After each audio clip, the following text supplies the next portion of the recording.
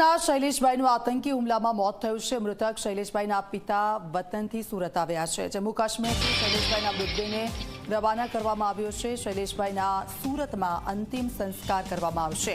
પરિવાર સાથે ફરવા ગયેલા શૈલેષભાઈને મોત મળ્યું છે। જન્મદિવસની ઉજવણી કરવા માટે ગયા હતા શૈલેષભાઈ કાશ્મીર, અને એવી પણ શક્યતાઓ છે કે જ્યાં જન્મદિવસના એક દિવસ પહેલાં જ તેઓ મૃત્યુ પામ્યા છે। આપ જુઓ, જે લોકો પ્રવાસીઓ ત્યાં ગયા હતા તે લોકોમાંથી કોઈ હનીમૂન માટે ગયું હતું, તો કોઈ જન્મદિવસની ઉજવણી કરવા માટે ત્યાં ગયા હતા, અને તેમના પિતા ત્યાં પહોંચ્યા છે, શૈલેષભાઈ કે જેમનું મોત થયું છે। સીધા જ જઈશું, ચેતન અમારી સાથે લાઈવ જોડાઈ ગયા છે। ચેતન, શૈલેષભાઈના પિતા ત્યાં પહોંચ્યા છે અને તેમનો મૃતદેહ પણ હવે ત્યાં મોકલવામાં આવશે, ત્યારે શું કહી રહ્યા છે તેમના પિતા, શું જાણકારી ત્યાંથી મળી રહી છે?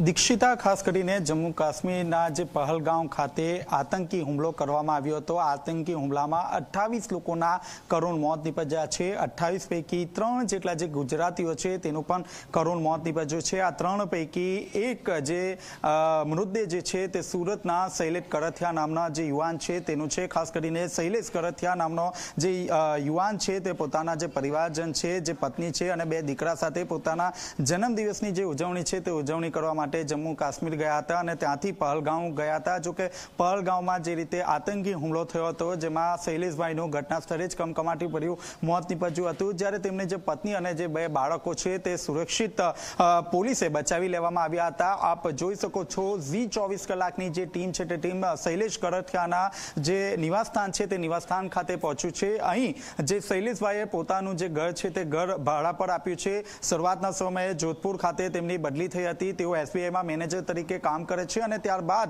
1 વર્ષ પહેલા તેઓ મુંબઈમાં એસબીઆઈના મેનેજર તરીકે તેમને ત્યાં ટ્રાન્સફર આપવામાં આવી હતી। જે પિતા છે તે તેમની પત્નીના મોત બાદ તેઓ પોતે અમરેલી ખાતે રહેતા હતા, અને જે રીતે પોતાના પુત્રના દુઃખદ સમાચાર સાંભળ્યા છે ત્યારબાદ પિતા અમરેલીથી વહેલી સવારે સુરત ખાતે આવી પહોંચ્યા હતા। હાલ તેમના જે પિતરાઈ ભાઈ છે તેમને ત્યાં તેઓ રોકાયા છે। જો કે આ સમગ્ર જે મામલો છે તે મામલામાં તેમના પિતાનું જે નિવેદન છે તે મીડિયા સમક્ષ આવ્યું નથી। જો કે જે રીતે એડિશનલ કલેક્ટર સાથે ઝી 24 કલાકની એક્સક્લુઝિવ વાતચીત થઈ છે તેમાં તેઓએ સ્પષ્ટપણે કહ્યું છે કે જે મૃતદેહ છે તે મૃતદેહ અંદાજિત 3 વાગ્યાના અરસામાં મુંબઈ ખાતે લાવવામાં આવશે, અને મુંબઈથી જે એમ્બ્યુલન્સ છે તે એમ્બ્યુલન્સ માટે સુરત અથવા તો અમરેલી ખાતે જે મૃતદેહ છે તે મૃતદેહ લાવવામાં આવશે। પરંતુ જે રીતે આ ઘટના બની છે, ઘટનાને લઈને સમગ્ર દેશમાં તેના ઘેરા પ્રત્યાઘાત પડ્યા છે। જી બિલકુલ, આભાર। આપની પાસેથી અપડેટ્સ લેતા રહીશું, ચેતન। તો આપ જુઓ, મૃતદેહને 3 વાગ્યાની આસપાસ મુંબઈ ખાતે લાવવામાં આવશે અને ત્યારબાદ એમ્બ્યુલન્સ મારફતે સુરત અથવા તો તેમના